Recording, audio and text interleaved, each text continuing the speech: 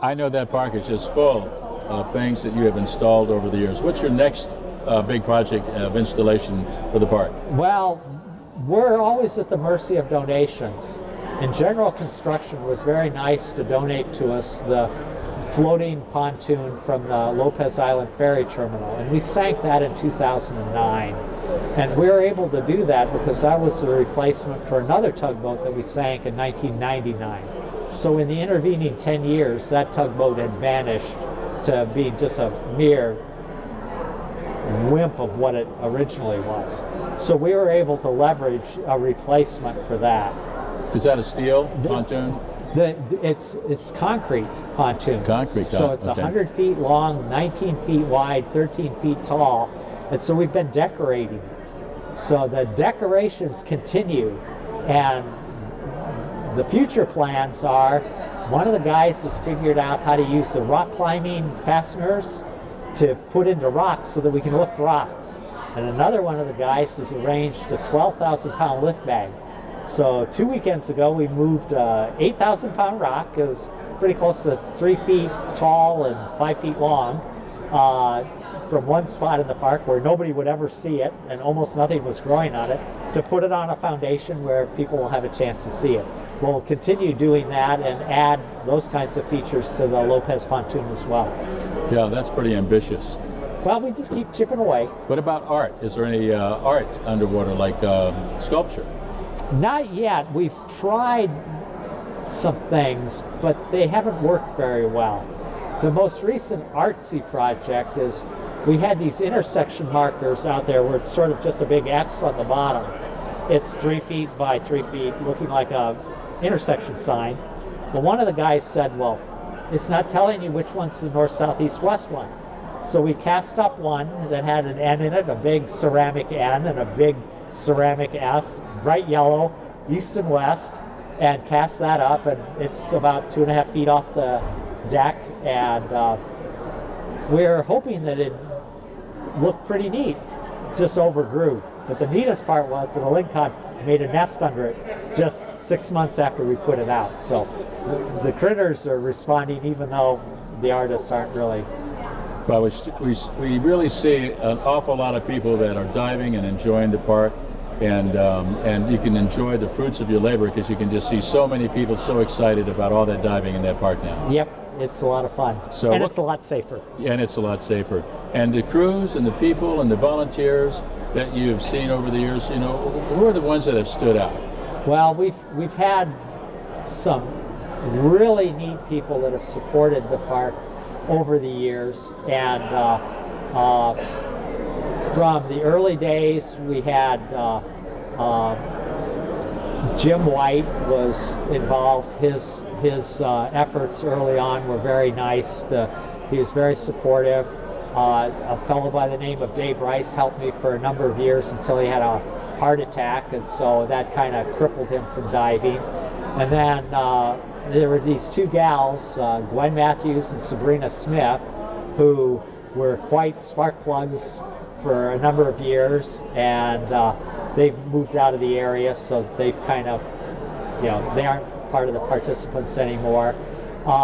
And then we kind of had a changing of the guard in the 90s, and Jan and Joe Honda were very, very helpful. I think they went on one of your trips, if memory serves. Right, they did. And they were very helpful, laying out trails and trying to keep everything straight. And then into the late 90s, we ended up with J.D. Rowe, who's with the Boeing Seahorses, and Dave Seats. Those guys worked together on a project removing an old abandoned storm drain. It was 700 feet long, and it took us 2.5 years to disassemble that and turn it into actual features in the park instead of mostly buried pipe. And Steve Sprague and Ralph Sweet have helped out a lot. And currently, some new young bucks are now pitching in, and Matt McCallum and Stosh. I'm always going to corrupt this last name. Morency are big players in the current efforts that go on. And it turns out that we have about 12 people that help 12 or more times a year, and we have about 30 people that pitch in at least once a year. So some people have a very funny schedule. Kirby Johnson's involved with counting the lingcod out there, and he has a sort of separate crew. They tend to do more of their stuff in the winter when the nesting's going on, but Steve Rubin and Kirby Johnson are doing that with Ken Collins. He takes photographs of the fish and can identify the lingcod, individually by their freckle pattern. And so he's been tracking them for 5 and 6 years now, so you can even see the changing of the guard as the old guys get kind of too tired to defend the nest anymore. So that's interesting. Now, are you accepting any fresh and new volunteers? All the time. All the time? There's a fellow that started helping last fall, and this past March he turned 16. So yeah, fresh young blood is always welcome. Well, that's great, especially when they're young. Yes, and energetic and willing to participate. Yep. So over all of these years, these decades that you've been building the underwater park, have you had any close calls or any harrowing experiences? The harrowing experiences are typically in somebody's mind instead of in reality. One of my favorite harrowing experiences is we had a feature that we were building, and we hadn't named it yet, but we were lowering these big pieces of concrete, and my buddy thought I was underneath the load as it was getting lowered, and he was all excited and trying to swim around to rescue me until he got to the side and found out that I was set back over 20 feet. It was an optical illusion that I was in the way. So, but we've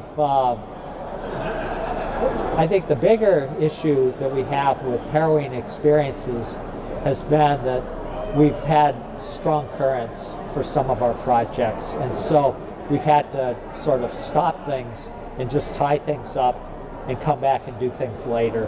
And 2 weekends ago we had some current that was just monstrously strong, and we were towing things, and it was all we could do to say, the dive's over, let's go to the bottom and see if we can get back to the beach. And the current kept building as we were going back. So, you know, nothing really goofy, scary that way. Though, it's sort of in keeping with your question, I did have one dive that was very memorable. So we were moving an anchor to the far boundaries of the park, and we'd set the anchor down, and my dive buddy had tied this crazy knot. I have no idea what it was, and I couldn't untie it.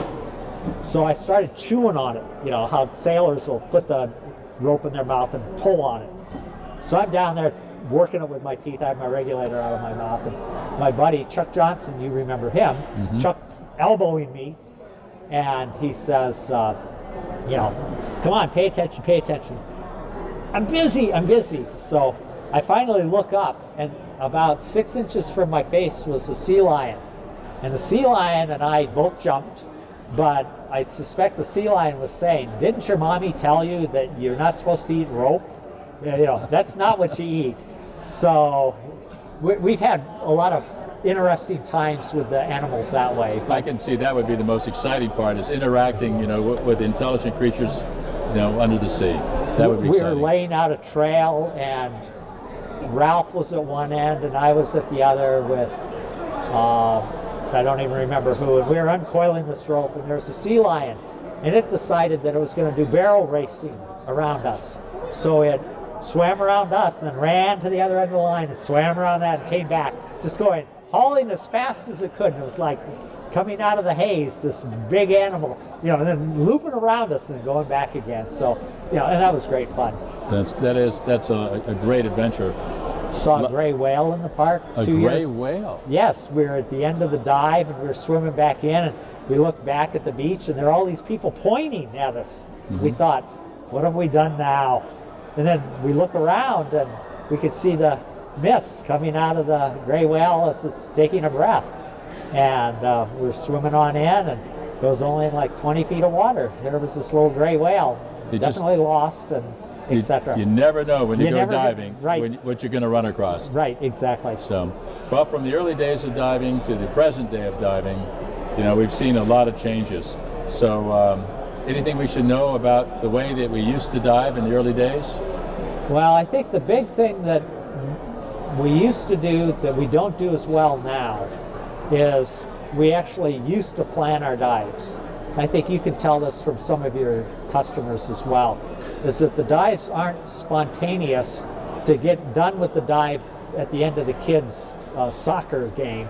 It was that we planned an outing, and we'd plan what we're going to do, what we're going to see, and then we'd go conduct the dive, and then we'd come back and figure out what didn't work.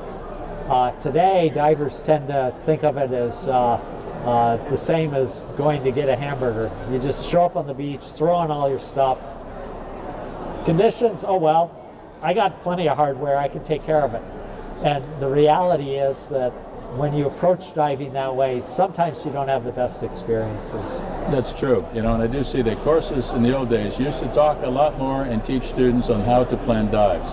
And now that today we see shorter courses, and they've dropped a lot of that important information from those courses. So I can see that that's the way it's been playing out. So final question. Sure. How much longer are you going to be doing this?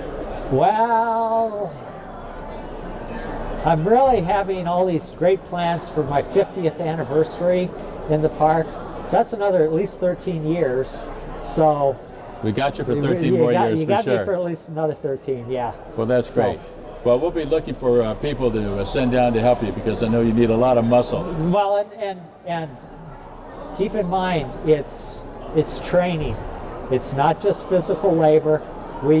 Yesterday, the entire dive was measuring some stuff. We had laid out a trail 8 years ago, and we never measured how long it was between the intersections and where it was exactly. We'd gotten so enamored with laying out the trail, we forgot to measure it. So we're back measuring it and figuring out, you know, documenting what we've done. Well, one more final question. You know, you've expanded the park. What are the dimensions of the park right now?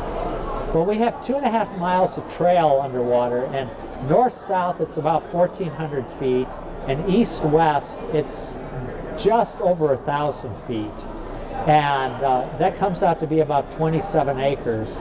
And then around the park we have a cautionary zone that we arranged with the last lease renewal, so that there's a 300-foot buffer between us and the boaters.